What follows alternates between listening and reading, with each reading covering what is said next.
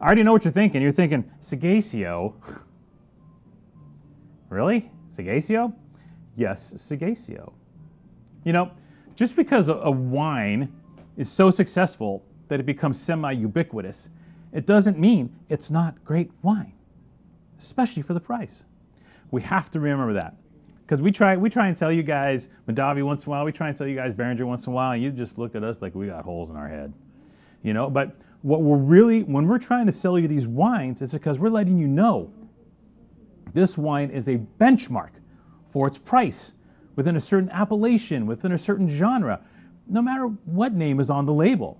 The name on the label is not the point, it's the juice inside, right? So today we're talking about the juice inside. The Seghesio Sonoma County 2022 Zinfandel, fresh release, gorgeous wine. You know, we worked with the Seghesios forever. You know, we remember working with Pete and Ted, mostly with Pete. Ted was the quiet winemaker dude, and Pete was the guy out in front. And you know, more than a few of their wines graced our front cover at the old wine exchange, the old handwritten stock report. If some of y'all remember back that far. In the 90s, they were probably on our front cover 2 or 3 times at least, which there's only 12 covers a year, and it's very difficult to do. Your wine has to be triple bomba to do it. And they did it multiple times, right? It's like Tom Brady and the Patriots. They were like the Patriots of Zinfandel in the 90s. Like, these guys made no wrong turns, fair prices, great wines. In 2011, the Crimson Wine Group said, we would like to have that brand very much. And the Seghesio brothers were like, yes, you may have it. The sum was undisclosed, but I don't hear about them missing any meals. You know what I'm saying? Now, Pete bailed and started his own thing. Super cool, super expensive, but like super cool, like dream thing. Why not? If you have money, you don't have to worry about it. And then Ted stayed with the winery until 2018. So Ted was still making the wines and still boots in the ground until 2018. Now, the team in place now learned their art from Ted, and accordingly, you have absolute brilliance in the glass. This is archetypal, textbook, beautiful Sonoma County Zinfandel. You want, hey, what does Zinfandel taste like? Here, right? Because the point is, some people think a Zinfandel is jammy. No, it's not necessarily jammy.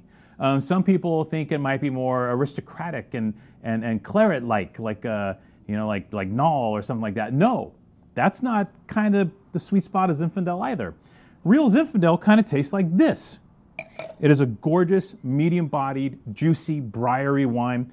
Zinfandel grapes themselves don't have like a ton of color, right? If you see dark, inky Zinfandels, because they have Alicante Boucher in there, maybe Petit Syrah to really boost the color, and like these great old vine field blends in Sonoma often do.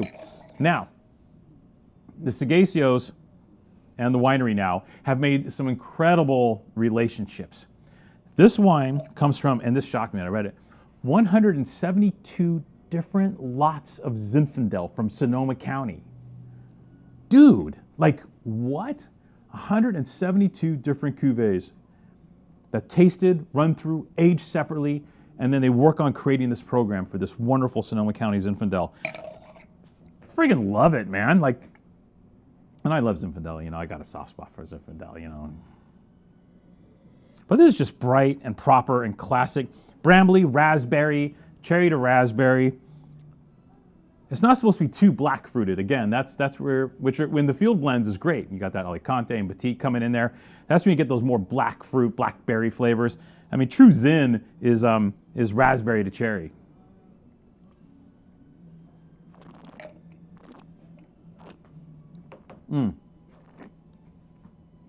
So glad we did that. We took them at their word on the cork. On the cork it says, breathe, savor, and share. We let this one breathe.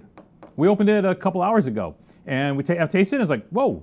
It was a little zoop, you know, right out of the gate, and with maybe an hour of air. I think I opened it an hour, 90 minutes ago. I can't remember. The wine is starting to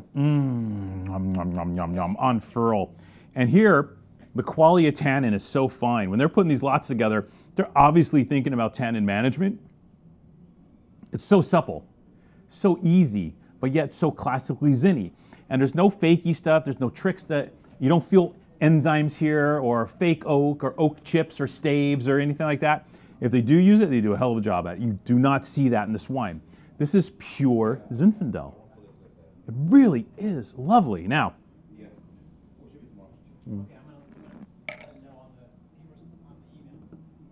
Sorry for the long pregnant pause. Yay. The deal here, Wine Spectator, they do their value wines of the year now. And they feature pretty much a top 10 value wines of the year. And the choice, Tasted Blind, out of a group this year as their #1 wine value of the year, boom. Seghesio 2022 Sonoma County Zinfandel. It's the good times all over again, right? For us, it's like going back in the Wayback Machine in 1994 or 1995, the heyday of Zinfandel really popping. It's like that all over again. Can you believe that after almost 30 years of high quality Zinfandel, they're still making wines that get, 93 points from Spectator? Is that right? Sell for around $20 and deliver this level of quality? Love it. Adore it. As a wine merchant, this is like, I mean, we need wines like these in our lives. Because for every one of these, there's 6 guys making okay Zinfandel, selling at $50 a bottle, that have to be like, no, thank you, no. Boom. Incredible value here. Classy package, everything about it. $21.98 on the shelf. Remarkable wine for the money. Yay, Wine Spectator, you got it right. The #1 wine value of the year, indeed.